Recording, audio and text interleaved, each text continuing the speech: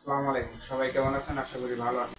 আগামী 8ই জুন শ্রীলঙ্কার বিপক্ষে মাঠে নামবে বাংলাদেশ। অধিনায়কের দায়িত্ব পালন করবেন নাজমুল শান্ত।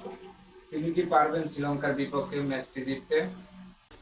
আমি মনে করি কি স্কোয়াডের পরিবর্তনটা একটু চেঞ্জ করা উচিত, যেখানে সৌম্য সরকার, লিটন দাস, শান্ত পারফরমেন্সটা একটু খারাপ করতেছে। তারপরও তাদেরকে দুইটা ম্যাচ আপাতত বসানো উচিত, এখানে আনা উচিত।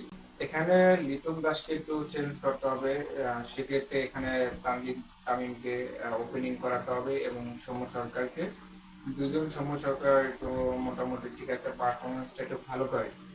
লিটন দাস একেবারে বাজে পারফরমেন্স করে আসতেছে, জিম্বাবুয়ের সাথে পারফরমেন্সটা একটু বাজে করছে, শ্রীলঙ্কার সাথে বাজে পারফরমেন্স করছে। তারপরে সে কিভাবে চান্স পায়? হাতুড়ি টিম, আপনার কাছে রিকোয়েস্ট, বিশ্বকাপে এসব কাজ যাতে না করেন।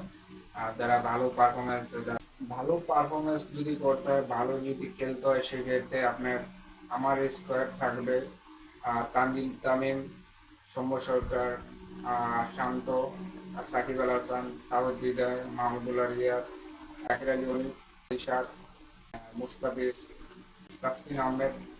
এরা দলে থাকলে অবশ্যই মান মনে করি বাংলাদেশ ম্যাচটা জিতবে শ্রীলঙ্কার সাথে। তবে তাওহিদ হৃদয় আর হলো জাকির আলী অনিকের উপর ভরসা করে সবাই নির্ভরশীল করে। জাকির আলী অনিক শ্রীলঙ্কার সাথে একটা ভালো ম্যাচ খেলছিল, তাওহিদ হৃদয় একটা ভালো ম্যাচ খেলছে, 96 রান করছিল। সেক্ষেত্রে আমি মনে করি কি এদের উপর নির্ভরশীল করা উচিত। ইনশাল্লাহ আমরা যেহেতু এবার বাংলাদেশ কাপ আনবে সে আশাবাদী করতেছি। আমাদের স্কোয়াডটা সুন্দর হবে। একটু লিটন দাসকে পরিবর্তন হবে, লিটন দাসকে দুইটা ম্যাচ বসান, তাইলে আমি মনে করি বাংলাদেশ একটু ভালো খেলবে। আর একটু ভালো ভালো প্র্যাকটিস করাতে হবে, নাহলে প্র্যাকটিস না করলে তারা একটু পরিবর্তন করতে হবে। পরিবর্তন করলে মনে করি আমি আমাদের বাংলাদেশটা ম্যাচ জিতবে শ্রীলঙ্কার সাথে।